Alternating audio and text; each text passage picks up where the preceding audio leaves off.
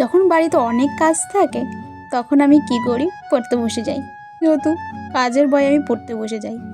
By the way, আমার কিন্তু 3টা প্রজেক্ট বাকি ছিল। তো সেই প্রজেক্টের মধ্যে প্রথম প্রজেক্টটাই আজকে করছিলাম সকালবেলা। তো সকালবেলার রোদ যা দিয়েছিল না, খুব মিষ্টি রোদ ছিল।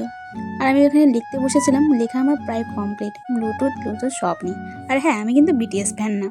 আমার তো বিছনা গুছানো হয়ে গেছে, আর ওটা ছিল আমার বুক সেলফ। জানি আমি বই রাখি। আর সাথে এসেছিল আমার চিরু। আমি চিরুর সাথে অনেকক্ষণ বসেছিলাম, ওর সাথে গল্প করছিলাম। কেউ থাকলে না থাকলে আমি ওর সাথেই থাকি, কথা বলি।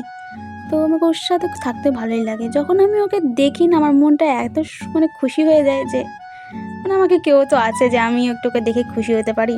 আমি ওর সাথে কথা বলে, সাথে ঝগড়া করি। তারপরে একটু বাইরে গিয়েছিলাম, তোকেও সাথে নিয়ে গেছিলাম। তো বাইরে থেকে চলে আসি এবং স্নানে যাবো ভাবছিলাম। তো স্নানটা করে আসি। করে আসার পরে ভাবলাম আমি যে মুখে হাতে ফটাফট ক্রিম লাগিয়ে নিই, খিদা তো পেয়েছে, সকালে তো ভাত খাইনি। তো সকালে ভাত খাইনি বলছি কেন, সকালে নাস্তা করিনি। তো আমি এখানে চুল আঁচড়াই নেবো আর ক্রিম লাগিয়ে নেবো। স্নান করার পরে কিন্তু নাইটি পরতে যা লাগে না গাইস, কি বলবো। তো আমি শুধু স্নান করার সময় পড়ি, আদার্স টাইমে পড়ি না।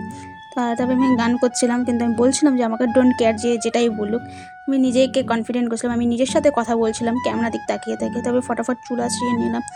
চুলটা ছোটো ছোটো করে দিয়েছি, তো তাই জন্য ভালোই লাগছিলো।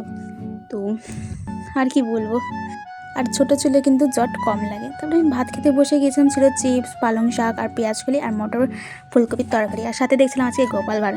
আদার্স টাইমে তো আমি তারক মেহতাকা উল্টা চশমা দেখি, কিন্তু আজকে দেখছিলাম না। আর তারক মেহতা উল্টা চশমার যে যত এপিসোড আমি দেখে নিয়েছিলাম, তাই জন্য আমি আর দেখিনি। তো আমি এখানে বসেছিলাম, আমি এখন লিখতে হবে। তো আমি তো মাদের সাথে পরে দেখা হবে সেটাই বলছিলাম। কিন্তু গোপাল ভাঁড়ের যে ইন্ট্রোটার গানটা আছে, সেটা শুনতে কাদের কাদের ভালো লাগে আমাকে কিন্তু বলবে। আজকের মতন টাটা, বাই।